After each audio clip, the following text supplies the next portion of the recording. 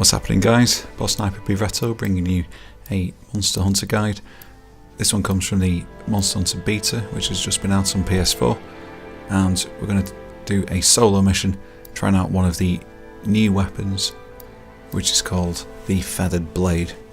So those of you who've seen Monster Hunter before, people who are new to it, effectively you're going to go out into a region, you're going to take your little companion with you who's going to point out the things which can be harvested from the area, and effectively you're going to try and find the beast you're looking for by using footprints and these little green sparkly things which are spirit flies or something like that. I didn't really read the introduction so well. They're going to point out where the interesting things are. There's going to be other creatures in the area. Some of them are hostile, some of them are not. So these are just vegetarian creatures, so they're not going to bother you unless you actually actively attack them. They're not taking too much effort to kill. A huge part of Monster Hunter is the ability to carve creatures that you take out in the field. We didn't bother with those guys. They tend to just drop raw meat, which we've got plenty of in this beta. Now, just going to take a quick look at this weapon. It's a new weapon to Monster Hunter games. It looks quite interesting. Got some pretty nice movesets, and should be able to do a decent amount of DPS with the combo attacks that you're getting. So, I have to try and find the beast in question.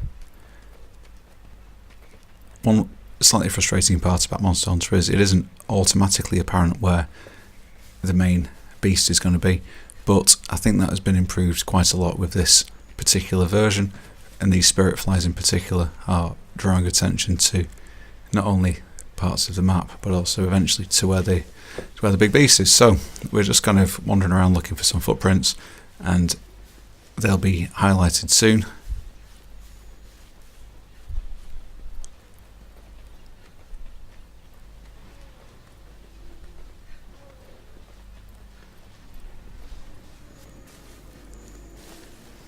And here we go.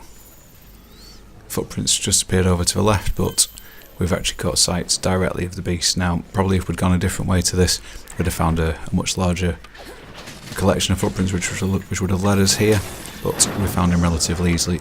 So, usual kind of tactics for a game like this. Keep out of the way of the big attacks, get as much damage in when you've evaded. I don't think this guy is particularly difficult. We've managed to drop him over already. A big part of Monster Hunter is getting various breakable parts. When you eventually kill the beast at the end, you don't automatically get the right to carve any part you choose. It is randomly generated, but you get better drops the more breakable parts that you've achieved. So with the bigger beasts, they're more distinguishable. This guy's actually quite small, so just generally hacking at it. There's usually points for breaking the head, various parts of the claws. Sometimes there's a fin or something on the back. Occasionally there's a tail which could be carved off. I don't think this one has a carvable tail. Please correct me in feedback if that's wrong. That tail looks probably too short to be chopped off. If you do manage to ever get a tail off a monster, you can always get a free carve of that as well. Things like the Rathalos and the Rathian, very valuable carving the tail. Sometimes you can get a ruby from them, but seems to be doing reasonably well with this.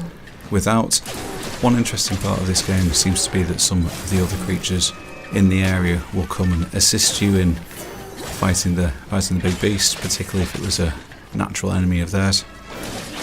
Seems to be getting some pretty decent DPS from this feather blade which we're using. I don't think it's causing massively big hits, but we seem to be getting a good consistency of the hits. Some of the moveset looks quite good, and it is pretty easy to evade. Some of the heavier weapons in Monster Hunter can leave you a bit exposed, but doing relatively well with this. Haven't actually used any health items yet. That's pretty much all there is. When the beast becomes injured, it will try limping off. It's heading back to its cave where it will fall asleep.